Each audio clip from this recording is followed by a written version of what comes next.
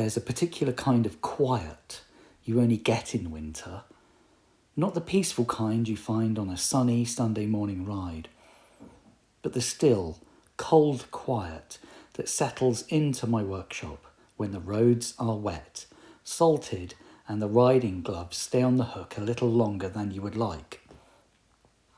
And this is how I stay connected to it. I'm not the owner of this motorcycle, not really. I'm the custodian of a 1978 Honda CB750 single overhead cam finished in candy orange. The sort of colour that looks like it's still holding on to the last warmth of summer, even when everything outside is steel grey. And today's job is small. The stator cover is off. The gear selector cover is off. Not because anything dramatic happened, but because there was a slight weep. A gentle reminder that when a motorcycle is nearly half a century old, it has opinions. Sometimes those opinions are written in oil. It wasn't a leak that left puddles, nothing headline worthy. Just a faint misting, the kind you notice when you wipe the cases down and think, hang on, that wasn't there last time. And it would be easy to ignore. Plenty of people do.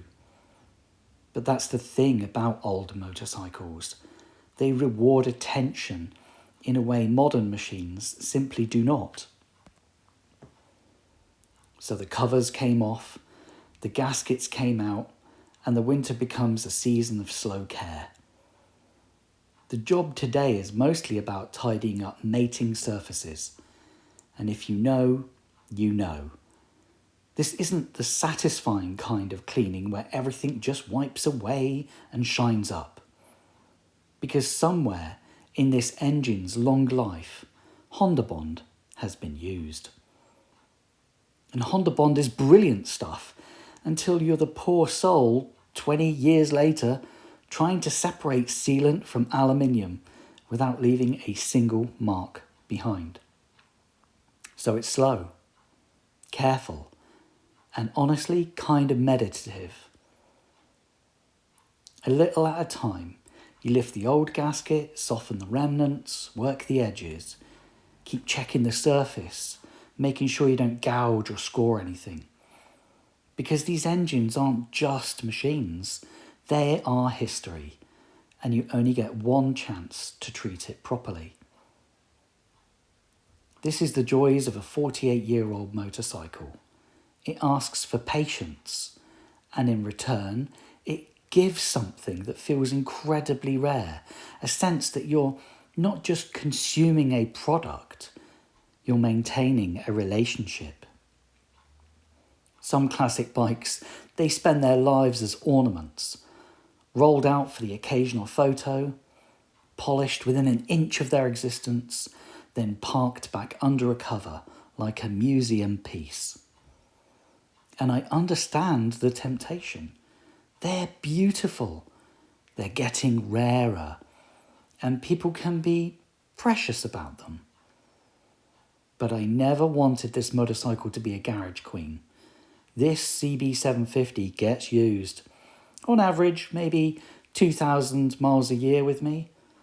That's not commuting through snowstorms. And it's not around the world stuff either. But it's real mileage. Real rides, real heat cycles through the engine, real ethanol fuel in the carb bowls, real life. Because motorcycles, especially ones like this, were not built to sit still. They were built to move, to go somewhere, to make a sound that turns heads for the right reasons, to do what they've always done. Connect a person to the world in the most honest way possible. And the truth is, riding them keeps them healthier than hiding them. The Honda CB750 isn't just an old bike. It's one of the motorcycles that changed the world. When the original CB750 appeared at the end of the 1960s, it didn't just raise the bar, it moved the entire sport into a different planet. An inline-four that was smooth and civilised, electric start making it feel modern, power that was genuinely exciting for the road, and brakes and reliability that gave ordinary riders something they could live with. People called it the first mass-produced superbike, and whether you agree with that wording or not, you can't really argue the impact. It was a statement. Performance didn't have to come with daily suffering.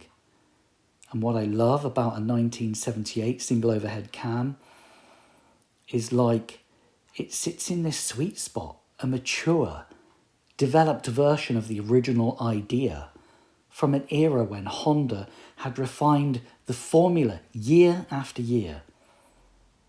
It's still got that classic air-cooled simplicity, still that unmistakable inline-four presence, still the kind of engineering where you can see logic in every piece. And it was built to last. And it's lasted long enough that it now needs a caretaker more than it needs an owner. And that's a privilege, really. I think people assume classic ownership is all romance.